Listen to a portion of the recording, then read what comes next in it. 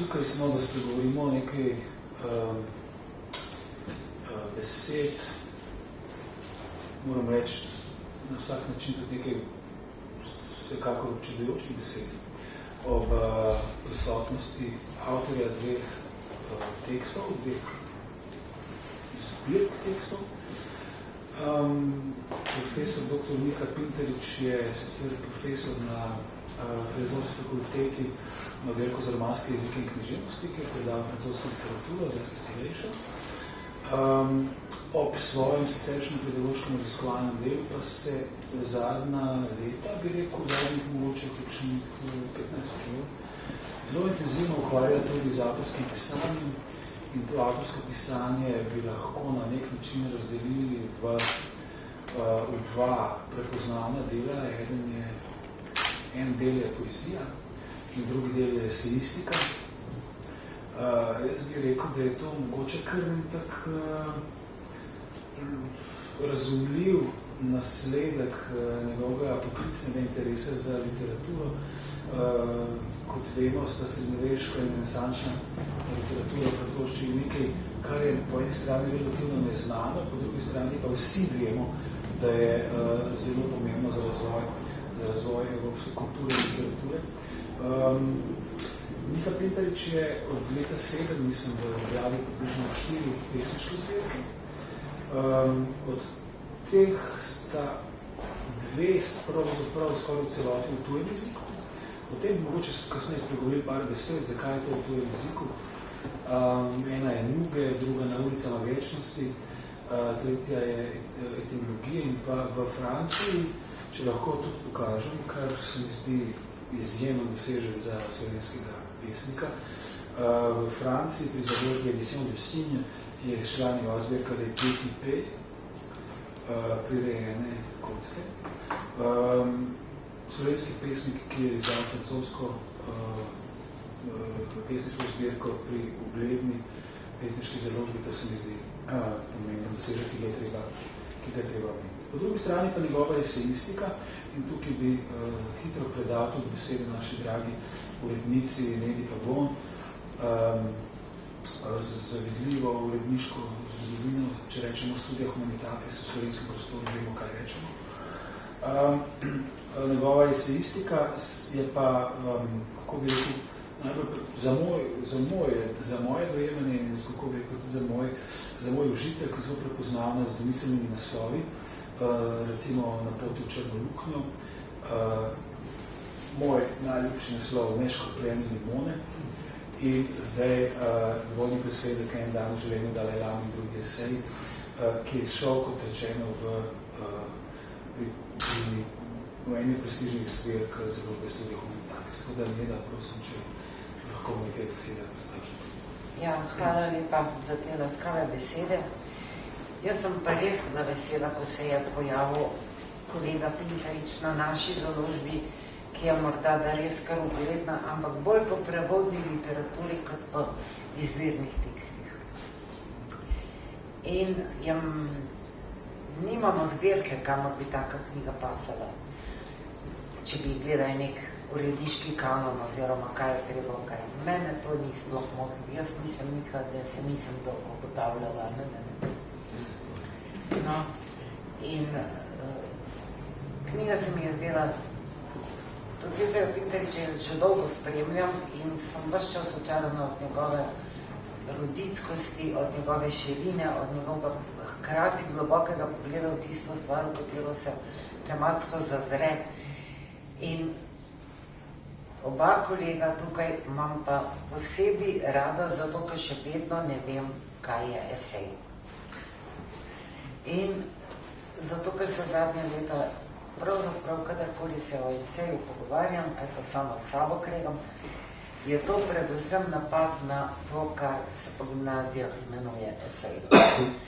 Zato se mi je zdel, da in bomo še kdaj poskusili, če bo kdo, Primož, če boš mi okej, kar povej.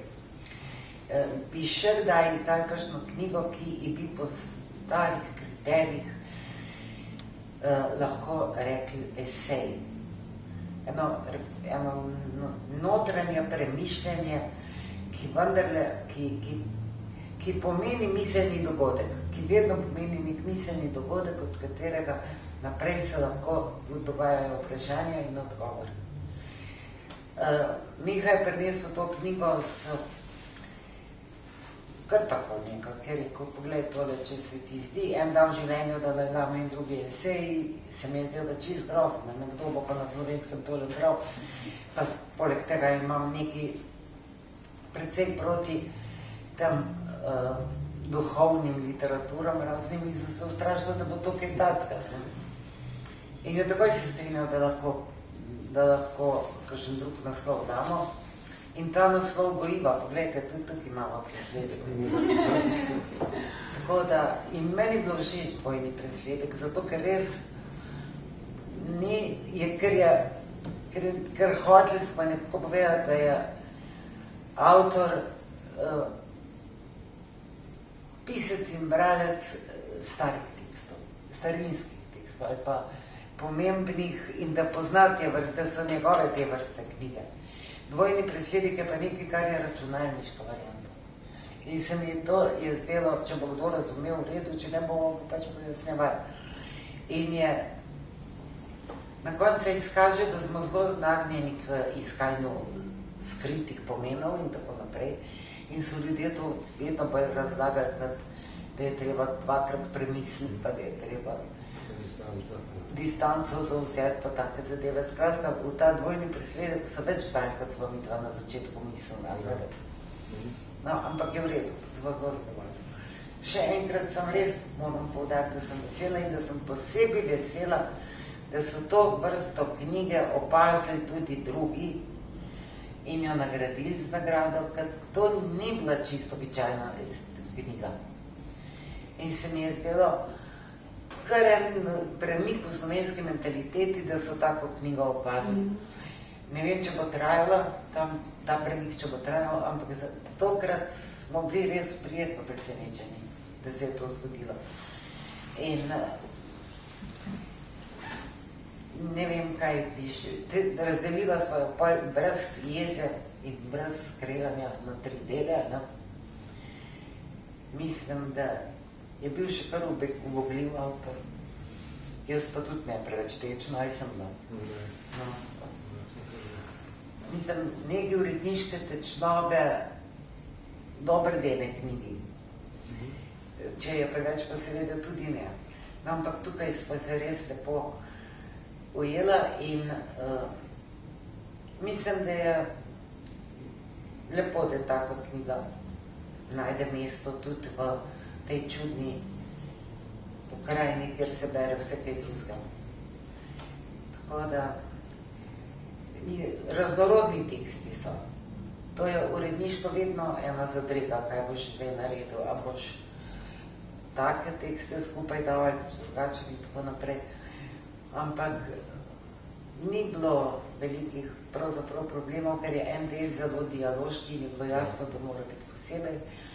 En del je to, kar je meni najbolj všeč, je to, da se vendarle ukvarja z današnjostjo, z našimi zadevami, pa ni aktualističen. Nikoli ne preide v tisto, na kar padejo običajno kolumnisti. In kolumn jaz nekako načelno ne maram izdajati. Tukaj se pa stvari se godijo tako večne stvari, da so celo dan današnje, pa vendar se ne spustijo na noben vsakdanjostni, ni žargona pravšnjosti, no, kot bi se rekli, samo temu ne podredi. A ne še kaj lepo povem? Boš kar? Ja. Primož, svoje povedal. Primož. Jaz mislim, da glede na to, da imamo avtorja v naši navzočnosti, torej bi lahko odprli tole z enim izhodiščem, ki ga je že urednica Nina Pagon izpostavila. Namreč to je zelo zanimivo vprašanje, kaj se sploh je, in ker seveda dvojni presledek že sam sebe imenuje kot zbirka esejev, v zadnjem beseda podnaslova esej, v kolikšni meri Miha lahko rečeš, da je na izbor o zvrsti teksta, ki si se ga lotil in glede na tvojo tudi, kaj bi rekel, raziskovalno in intelektualno provedenco vplival Michel de Montaigne, ki je pač ta žanr izum. Ja, se sliši? Michel de Montaigne, on je v vsakem primeru vplival in to zelo, mislim, če ni ekskluzivni vpliv, je pa najpomembnejši sigurno. Tudi, mislim, jaz nimam v glavi definicije eseja, ko pišem, ampak nekaj pa vendarle čutam. Esej je pravzaprav, esej, to ni samo ena vrsta teksta, esej je več vrst teksta. Vse so lahko esej. Pač nekatere pa ne morajo biti eseji. Danes, kaj se nekje pri založbah je kriterij to, da nima akademskega aparata, da nima opomb in tega. Bi se kar strinjal namreč s tem. Pri Montaignu, če pa od tam izviram, je pa tisto, ko pravi, že ne pa reca, že pa ne pa sag, je pa tisto esej. Torej, aktualen, ampak ne nujno, ne sploh ne tako ne aktualističen. Torej, ne bit, ni bit, ampak je prehajanje za pasaž. Pa se s tem v zvezi sem v bistvu hotel, oziroma ustrajal pri tem začetku, ker tvoje tekste gledam kot humanistične tekste. In tudi v enem od esejev imaš en odlomk, ki govori o tem, da v bistvu na nek način razmišljanje o Bogu ne spada v esej, ali pa teologija. Da teološki pristop ne spada v esej, ker teologija, kot če te citiram, ker teologija ve, esej pa poskuša. Na kakšen način bi lahko potem za svoje tekste rekel, kako bi rekel, ali pa upravičil njihov humanizem, skozi to, kakšni so, kako so nastali. Humanizem v smislu, da je človek mera vse, ne pomeri človeka, ne pomeri Božjega, metafizike, ampak pomeri človeškega, pomeri tu biti, pomeri zemlje. In vse pri Montaignu je tako, In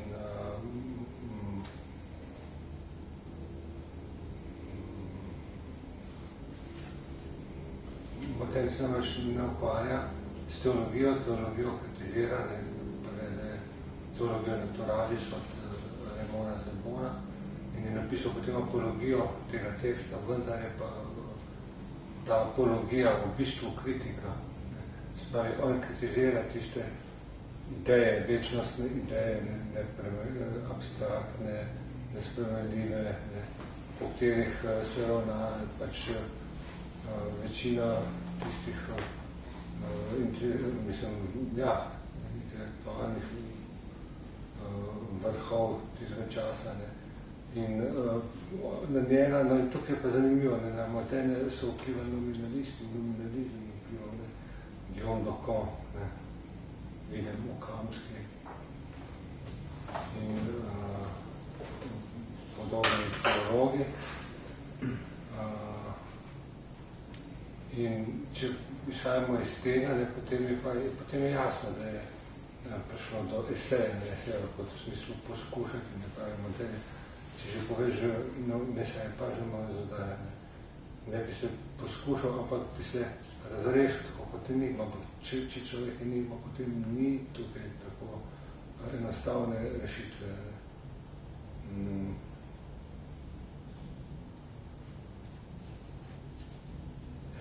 Ja, se mi zdi pa, da je tako kot praviš, da je enigma samo v sebi, bolj kot pa tismo, kar človek samo kvalificira kot presežno. Presežno samo po sebi ne bi to že razumel, kako pravi teologija vene.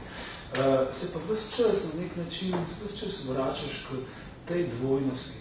Se mi zdi, da na nek način mora, mogoče je to samo umišljija, Občutek, da tvoj čist poklic interes za francosko literaturo se je skoncentriral ravno na ta prehod iz teološkega srednjega veka v humanistično renesanso. Ta dvojnost je ves čas, imam se občutek, prisotna tudi v teh esejih, ki so humanistični teksti, pa vendar je ves čas neka misel hkrati tudi na, kako bi rekel, doživljanje sveta, kakor ga izkušajo verniki. Bi prebral iz eseja z naslovom Izgubljeni raj en oblomk, pa bi te prosil za en komentar. Podpisali so mi predlog za ustanovitev vic, vendar ga še nisem podpisal. 7. Prosti. To je monolog. To se mogoče ne bolj očitno, ker je pač mislim, da bo očitno dojel tudi prvi osebi. Kdo? Oba? Ja. A tako? Sva glasovna oba, specifična. Nas je, pa mislite, da slišimo to. Poslali so mi predlog za ustanovitev vic, vendar ga še nisem podpisal. 7 stoletij zame pač ni nikakršen čas. Njim se mudi, tako da se gredo vice že vsa ta stoletja. Bom videl, ali jih bom na koncu priznal ali ne.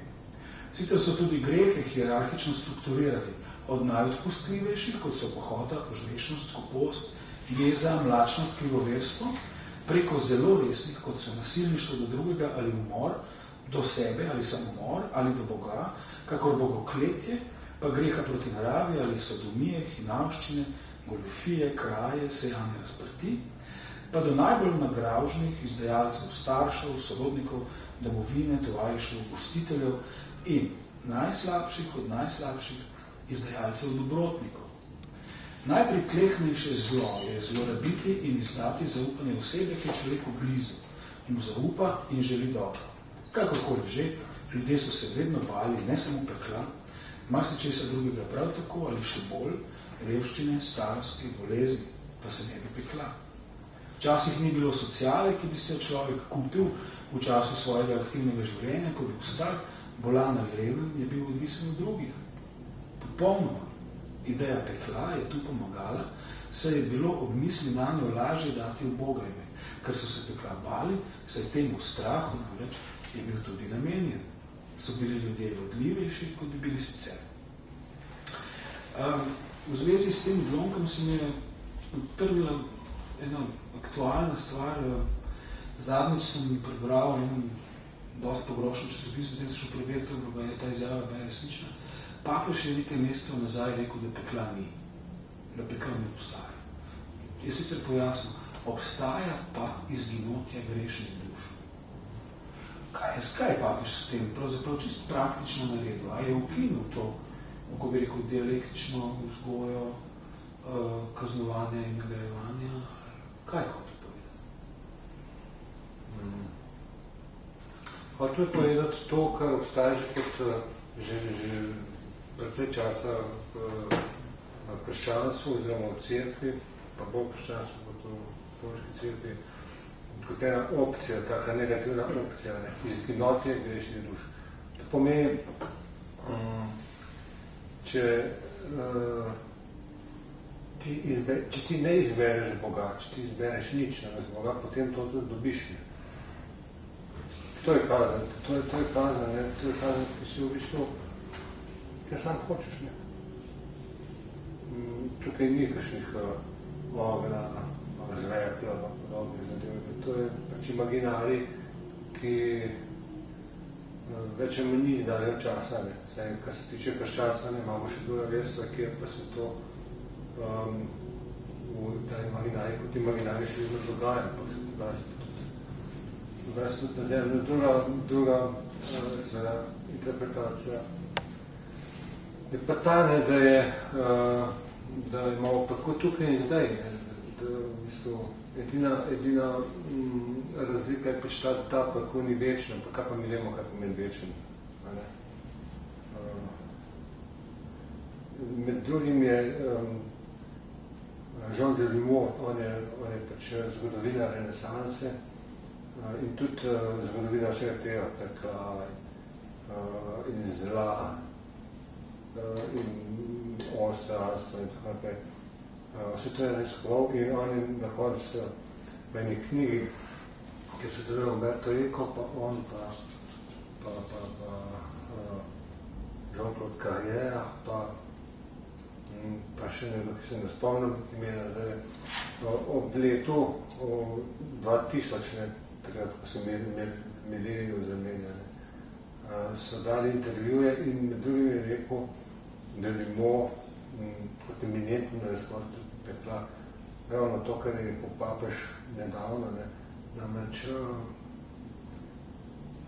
kako to je izginotje duše, ki to sama hoče. Tukaj ni nekakšnega nasilja. Mislim, tisto nasilje je bilo mišljeno, tistem nasilju so dobivale zadoščenje duše, ki bi tudi sicer verjetno prav za tega spadalo kako. Tam je vsa perverzija srednjeveškega duha se je skrila v peklu, predstavil v peklu, mislim, da so strahotne muke, ki so se pa žal dogajali tudi na zemlji, in tisto je svoj vrste v peklu.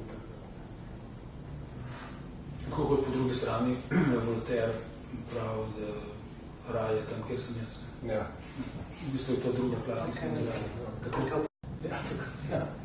Jaz bi pa, če dovolite, se otaknila sem tok, ker sem prišla mi v roke ena knjiga, prav zelo dobra knjiga, slovenska, ki sem jo čist pregledala in se bojim, da še vi tudi vsi z mano. To so Gorazda Kocijančiča pogovori o knjigi. In so pogovori o tem, kaj je teološka knjiga, kaj je filozofska knjiga, kaj je kozmološka knjiga, kaj je literarno-vednostna in tako naprej. Zelo zanimiva knjiga, izpred 10 let. In je, ne vem, sem vprašala založnika, kako se je rekel, da so bili pogovori v Vnuku še kar lepo obiskani. Predvsem je seveda Dolar imel ogromno audienco in zelo dobro razložil razliko med filozofsko in psihoanalitsko knjigo in tako naprej. Ampak to, kar je za ta pogovor zanimivo, se mi zdi, vsi se tako zelo branijo ali pa bojijo tega, da ne bi izgledali znanstveni, da ne bi bili eseistični, da ne bi bili, kako bi rekla, prehitro razumljivi, bi se lahko ljubno reklo. In pa je pogovor, to se pravi na nek način kramljanje o nečem, kar sicer dobro poznaš, ampak lahko zelo splošeno poveš. Pa se vsi nekako zelo bojijo, da bi ta eseističen moment vpletli v pripoved. Tako da se mi zdi, da bi bilo, zdaj sem se hotela spomniti, kateri so najbolj tipični slovenski eseji, pa ne vem, kako recimo, da nobenih reči Cankarjevih nismo označili za eseje. Takrat še ni bilo to moderno, termin. Ja, pa se so retrogradovale termine, to so konvencije, se veš. Ja, ampak pri moderni ni treba. No, to je pa drugo moje vprašanje in moja vrsta vekna obsesija. Zakaj je v njem tako posebnega, da bi radi vsi se tam še vedno zgledovali? Zakaj pa ga ne ponatisne nobeden? Nobena založba ga pa ne ponatisne. Moderni? Ja. Ja, pa ne vem, te imajo prevez do konca. Vem, ampak vsaj tiste, ki so bili iz Kondorja, so bili edini, ki se znamo in preprosti ljudje to recimo laže beremo, krasno je, da bi še danes radi brali, pa nikjer ne dobiš. Zdaj sem rekel, da je razlog za te odločitve uredniške izmentenjem prej, ali pa krivda, če tako rečemo, prej na strani prevajalca Branka Madžareviča, ki že nekaj 10 let obljublja, da bo zdaj končal, zdaj malo hecam, je zelo Mi pa smo približno 14 let pogovarjamo. Lejte, mi pa že to 14 let iščemo, ne? Ja. Je dost malo tega. Ampak to knjigo, jaz mečko hodim po antikvariatih, to knjigo se kar najde. Pa ne, Kondorje, se jo kar ne najde. Ali? Ja, ne. kar dolg iščem. Recimo vsakemu srednji šolcu bi lahko dala, vsakemu najstniku, ne vem, to je razumljivo, fajn branje, no, kako ne rečem. Zato, ker ste prej rekli kramljati, ne. Ste radi. To je točno beseda, ki on uporablja. Kako? On uporablja to besedo kramljati. Kramljati sam s seboj, ne, pa skrivo. No, tako mi pa kaj ne znamo, kar radi z drugimi kramljati. Druge pravi, In to je... Pa sem vmes učila. Ne nek pozabila, pa več. Ne, že. Tako da, se pravi, enemu klasično humanističnemu izobražencu današnjega časa je še kar vzorno tem. Ja, je posebej pač pri terminu in pri zvrsti vse. Ja. Tudi druge stvari veliko, predvsem pa za to. Ja, sej, v slogu je pa bi tudi kaj lahko rekli, ne? Tudi, ja. Kaj sem... Njegovo besedilo je polnih latinizmov, ker je pač človek, to se je še zelo zmarjalo vzgajati, ne tako, da je pač nemški domači učitelj, pa se ta vadil v latinščini in je zato znal latinsko, pa tisto razkoščino, ki je govoril s hlapcem, tako ne. Francosko pa ni znal, še precej časa potem, se je naučil naknadno. Tako da je bil večjezičen in je to večjezičnost poznano, nekaj je pisal. Posledite se je na nek način tudi poskus, da se nauči francosko. Ja, popečene. To je tudi Marta Krištof recimo počela, mađarska pisateljica. Je začela z zelo preprostimi, bila je izjemno nadarjena, in je začela z zelo preprostimi francoskimi strukturami in napisala roman in potem se je vedno bolj mojstrila v tem, na koncu je eno večjih, ko rekel, sodobnih francoskih pisateljic postala Mađarka. Kaj še vem, Rob Grie, imate ravno spet z jezikovnega stališča, ta roman Džin, ki pa vzame kompleksifikacijo jezikovnih struktur za literarni postopek, se pravi za narativni postopek. Tako zelo zanimivo, mislim, da je preveden, zelo vešče.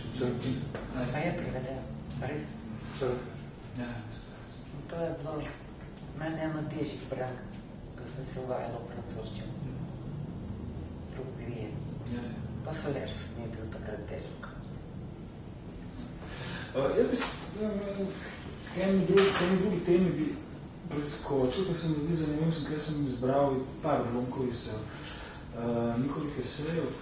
Drugi je iz eseja z naslovom Igra.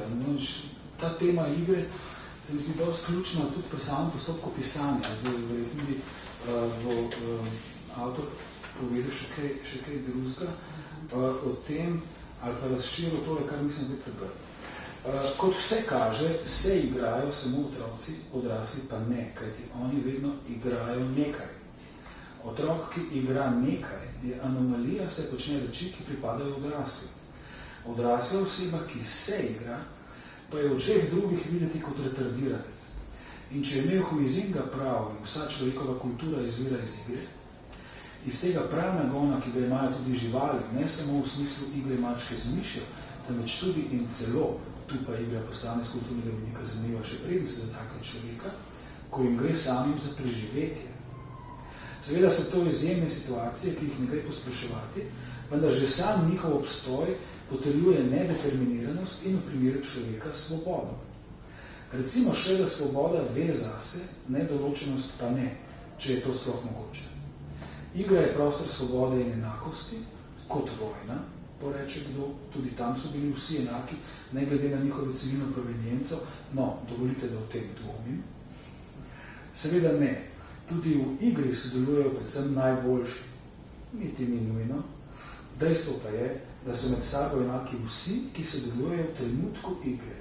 Boljši ali slabši, vsi igrajo, za vse veljajo enaka pravila in resnost pristopa k igri. Največji greh je pri igri, če je ne jemlješ resno. ta odlomk se mi zdi zelo dobro reflektiran, zelo dobro tudi napisan. In te vpraša, ali je ta, kako rekel, ta igrivi vzgib, oziroma vzgib igre kot nekaj, iz česar deluje sama človečnost, pa človekova socialna interakcija, koliko ima ta motiv, kaj bi rekel, ta nek skoraj prav motiv za bivanje skupnega z odločitvijo za pisanje, pa s kreativnim postopkom pisanja samega, koliko ima skupnega. Ker če se spomnim na tisto znamenito Freudove izjavo, da nasprotje igri ni resnost, da je čisti nonsens, ne pač igra se igra resno, ampak resničnost. Zapravi, da z igro vstopimo v nek svet, ki se nujno loči od prostorega sveta. Ja. Mogoče bi začetek povedal, ko sem bral enkrat National Geographic in National Geographic. In tam notri so izgledali članek o živalih, ki se igrajo. In med drugim so tudi živali, kjer je diskrepanca, recimo, kaj še, severni medved, pa ni pes se igrajo. Tisti severni medved, jaz predpostavljam, da ni bil ravno lačen, bi lahko z enim zamahom šape ubil tudi ga pojedel, pa ga ni, in sta se igrala. In tam je cel kup takih primerov, kjer je bilo več manj isto in v enih primerih so tiste tam močnejše živali celo lačne. Zdaj, očitno gre tukaj za eno dejanje neke vrste, težko je reči svobode, ker mi imamo svobodo za človeško, ne, ampak dejansko pa je bilo to nekaj tacne, tiste živali očitno so rabile eno voljo in nekaj je državno nazaj, da niso pač popadli tiste manjše, šipkejše živali in je pojedli.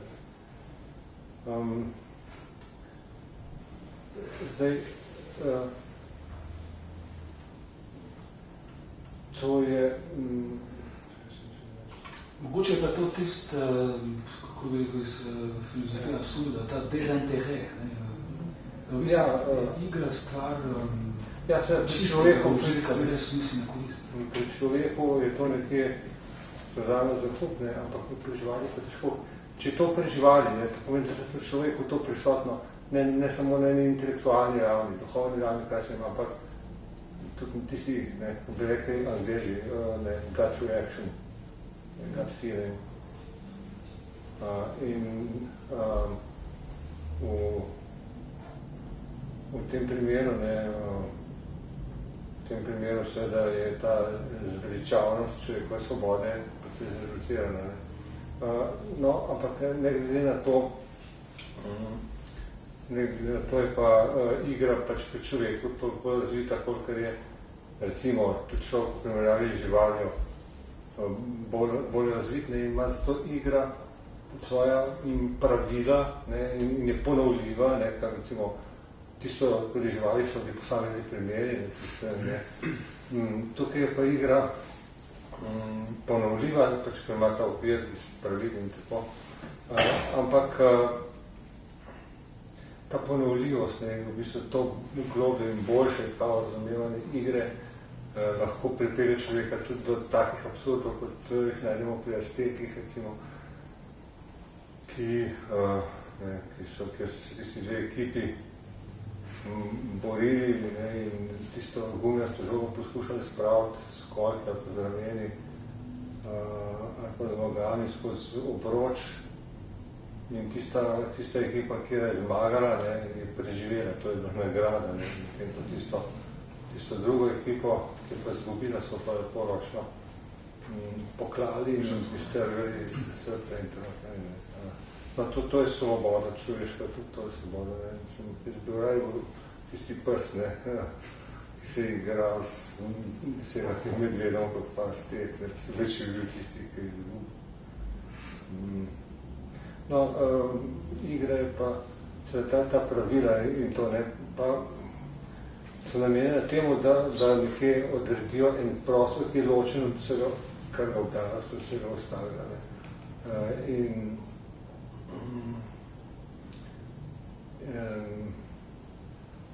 ta prostor je v bistvu prostor te virtualnosti. Prostor. In igra je znotraj tega prostora je zelo resnična.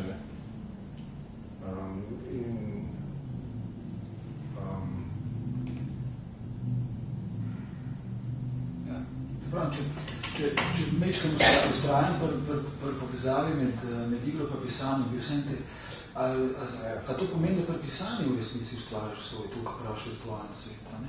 Ker se mi zdi en element igre, se mi zdi, pred kakšnima 2 letoma sem bral intervju z bosanskim igralcem pa scenaristom Brankom Đuričem, ki živi v Ljubljani.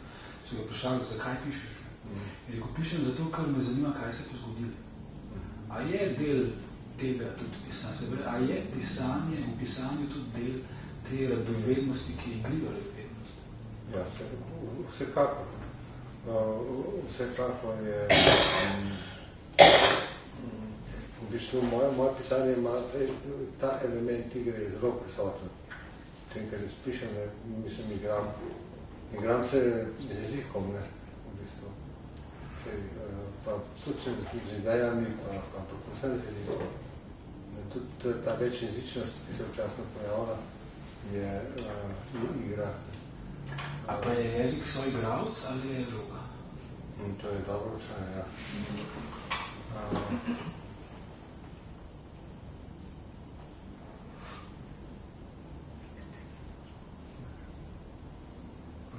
Ja, in mislim, da je to lota, en ali drugi, ne. Ali druga. Jaz mislim celo, da je jezik pomembnejši soigralec kot avtor. Ja, pa še sem soigralec. Ja, ampak se mi zdi bil grozen važen in prav lepo, da si rekli, imaš šel na to igro, ker to je res v slovenščini še posebej imamo veliko besed okoli tega igranja in igrivosti in igra v gledališču in igra v resničnosti.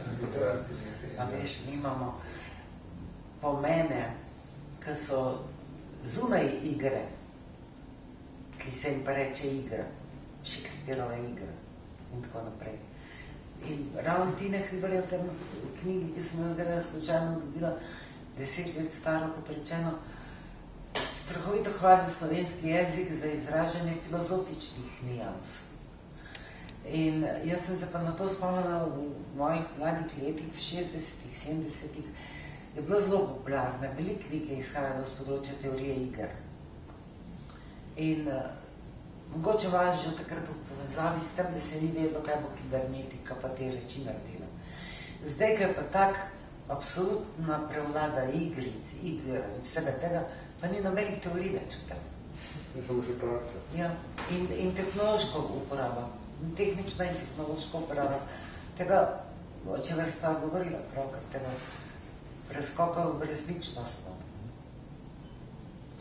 In meni se pa tudi tako pravi zdi, da Miha začne s tem esejem, zakaj pišemo, ne? Čeprav je to tako zbanalizirano vprašanje, zakaj pišem in tako. Ampak Miha najne odgovori na tanko s zadnjim esejem. Sem, ki nisem. In to je tvoj avtorski kredo, ja. Tako. No, ampak se mi zdi pri Mihi zelo pomembno tako osebna lastnost, kako rekel, njegove jezikovne osebnosti, ta, da Miha pač ni enojezičen nato. Ja. In tle se mi najbolj odpre vprašanje, kaj pa to sploh je to razlikovanje med enojezičnostjo, dvojezičnostjo in tako naprej. Mi smo navajeni, pač zlasti v jezikoslovnih teorijah, pač zelo jasno razlikovati med maternim, pa drugim, pa tujim jezikom. Govorimo tudi o bilingvizmu in tako naprej. Izdal si pesniško zbirko v hrvaščini, recimo. Vsej, pravzaprav za našo generacijo je recimo hrvaščina samo pogojno tuj jezik. Ne, da smo mi rojeni iz hrvaščine, ali kakorkoli, skratka, ko bi rekel, ali sploh obstaja ta nativna teorija jezika, ne, ker je pač jezik toliko močna kulturna prvina. Ne. Po drugi strani pa ravno v tvojem primeru, ne, se pravi, to, kar si študiral in to, s čimer si se ukvarjal, je na nek način stvorilo iz tebe v bistvu eno polijezikovno bitje, ki se na nek način enako suvereno izraža v, recimo, vsaj 4 jezikih, če ne celo 5, če štejem še latinščino tukaj zraven. Je pa opaziti, in to ima pa mogoče zveze s to igro, se je postavil s tem vprašanjem igre, da večina tvojih proznih tekstov, vse teh, ki jih objavljaš zadnja leta, napisanih v slovenščini, skoraj bi rekel večina poetičnih tekstov, se pravi pesemskih, poezije, pa temu, če rečemo tuji jeziki. Možeš kakšno razlago za to? Ne, mi imamo v bistvu, tudi tako, da so bili eni teksti, niso nastali če, ampak predvčerajšnji.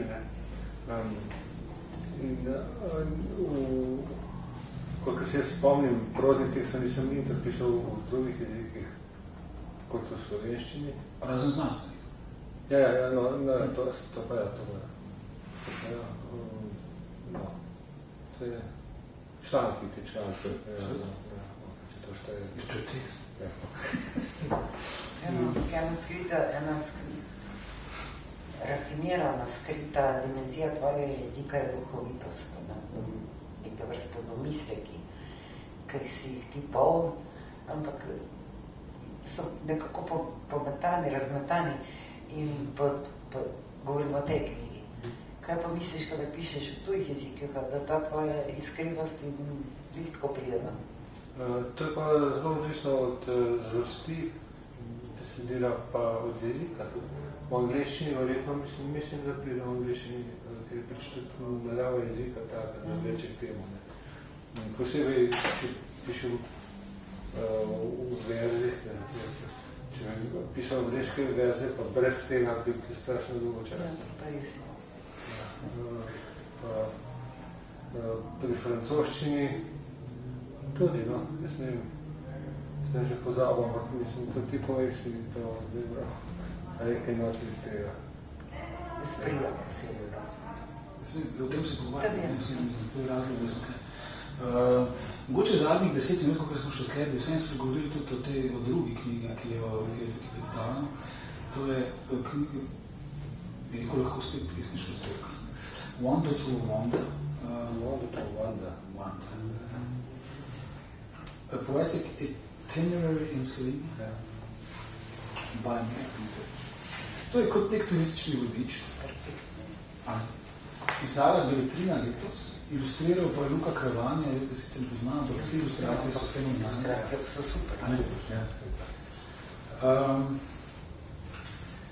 To knjigo si napisal v angleščini. Pojasnjujemo, mogoče vsem povedati, zakaj je to v angleščini. Ja, zato, ker pač gleda naravo, ima potencialno publiko, pač tudi onkraj meja slovenskega bralstva. Vsem obstaja ta knjiga, tudi cela v slovenščini, samo pač nisem dal zraven, ker niso hoteli. Dvojezične. Ja, zdaj takšne je, kakor še ne bo šlo. Pa ne bo šlo, če bi bila dvojezična. Ne, niso to ostali prvo. Prav zato je mož turistični zvezd. Ja. No, jaz lahko tudi pred nekaj drugega tle, je zelo, kako bi rekel, v zelo spretni verzifikaciji angleške, koliko jih je 35-40 pesmi, na temo posameznih znamenitosti v Sloveniji. Skratka, da se turist, verjetno gre tukaj za, ko veliko računamo na, ko veliko malo bolj na, ko veliko razmišljajočega turista, tisti, ki pač kaj pogleda, ki kaj tudi vidi, ne sem gleda. Je pa hkrati opaziti, kot že v predgovorčku poveš, da je to insiderski tekst, ki nagovarja tiste, ki bojo mogoče videli nekaj podobnega. Hkrati se pa ne moramo izogniti vtisu, ki je pa en kvalitet te knjigice, po moje, to, da je to napisan z eno zelo finjeno mero ironije in odmika od stvari, ki jo opazuješ. Zaradi tega pravim, da tak tekst računa na turista vizeja, se pravi na nekoga, ki ki daj kaj pomisli. In recimo že v uvodu zelo dobro odčitaš svoj lasten ton, se mi zdi. Tukaj piše zadnji odstavčič. One more thing. This is a gnomic book and shares insight and knowledge about 7 Slovenian tourist destinations. If you have a keen observing eye, you may notice some of them. This book will help you. If you do not know what gnomic means, don't worry, neither do I. Ne, to se pravi, da že tako je ta ton, kako bi rekel, izrečen. In se mi zdi, da se to dokazuje tudi v... Ti bom takoj prepustil besedo, da poveš kaj več o nastanku te knjige, bi rad prebral v ilustracijo tega, kar sem rad povedal eno pesnice o Logarski dolini. There is a valley hidden from the crowd, pure and solitary, where silence is loud. But you never know, just in case, it has a big, though, parking place. Kaj s tem? Kako je to nastalo? Ta knjiga.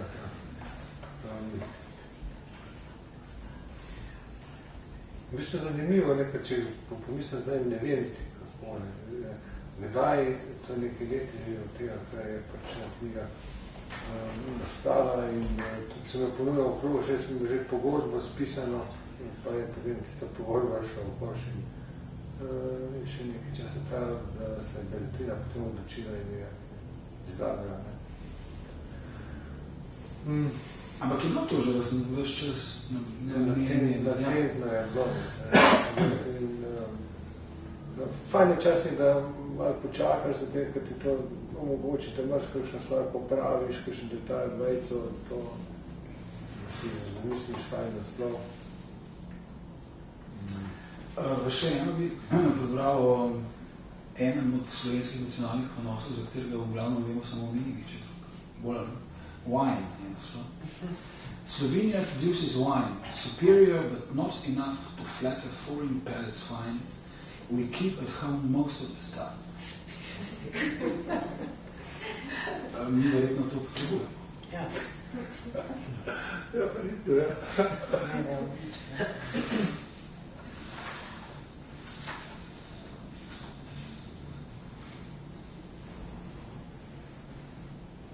Kako pa distribuira ta knjiga? Jaz tudi razmišljam, to je bilo treba turistični zvezi. Ja, koliko jaz vem, Beletrina zna s tem. Beletrina zna s tem, Čandar bo že našel. Tako, ne. Možnost je, če ne bodo, pa ne. Pa treba je spraviti v državne inštance za protokolno protokolarno verigo. Ja, to sem težko mislil. Turistični protijska centra. Ampak to je tudi Čandar pomislil, neč se ne bo. Je to, kako sem imel smisel. Jaz bi zdaj prepustil bi besedo tudi poslušalcev, auditoriju, če ima kakšno vprašanje, kakšen komentar za našega avtorja. Jaz sem z veseljem prebrala Dvojni presledek. Moram reči, da je super, čestitam. Zdaj bom pa še ta onda tu. Ja, to je res sluškaj. In bo namenjeno turistom. Če vdajam sobe, bom prevedala na vrlico, tako da bojo jutri, ko bojo stali, lahko pogledali, kamor je. To je bil prisoten gospod, ki je bil šef hotela, ne vem, Lev, Unijo, se ne vem. Jaz sem ne slišal, če ja, pardon, se pravičujem. To je bil zraven pri predstavitvi gospod, ki je bil sicer v pokoju, pa prej je bil pa šef, ne vem, kako bi rekel, pri hotelu Unijo. Ja, Bogdan Lipovšek. Ja. No, on je rekel, da bo poskusil te novodolne menedžere v hotelu Unijo prepričati, da bi vsako sobo dali. Ja, zakaj ni trg Biblija, da imajo Unijo Biblijo, da je to predajati. Dost manj tega, kako se ne da neč. Ja, ne. Pa dost manj tega, da je prazna ta dvorana. Pa kje so vaši kolegi, pa kje so študente. Mislim, človek je žalosten. Sem vesel, če ti delga predavljajo. Upam, da boste vse napisali v tega razpravi. Pravzaprav sva samo dve rečeno, kar vem, obiskovalki.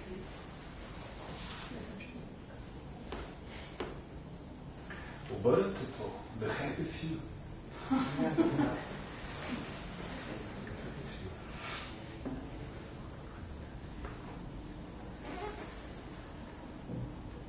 Moje vprašanje, se pravičujem, da vas najščem, ampak kako da to Wonder to Wonder, da je malo ironični tekst, pa pesne, a vi ste strokovnjak, mislim, da medievalna literatura. Mislim, v biti je Montaigne malo humanistični in je duhoviti, ampak kako to imate, ta dualité entre la littérature médiévale et l'ironie de nos jours? Aha. To sploh me zanima. To ni taka dvojnost, ne, mislim, v srednjem veku je veliki ironije. Tudi potem, ne, v srednjem veku je ne manjka. Pa vem, ne, imate. Se to še to ne radi, ker je snih tekstih biti ironičen, ne, katem de trois, nekaj precej ironije, se nekaj tako, da bi naredil karikaturo iz tistih junakov, ne, kaj se bilo selo, tam je, on mora na voziček, in ga potem z vozičkom peljajo, ne, to je ob tem Semlješki dvor, ki je to poslušal v dvoru okrog, tako da so gumbi odhlačili pelje. Mi ne vidimo danes tega, ne, ampak tam je nekaj več, kot smo mi sposobni videti danes. Ravno za nahod, ne manjka tega. Mislim, zlasti zato, ker v resnici srednješko literaturo zelo slabo poznamo. Ja.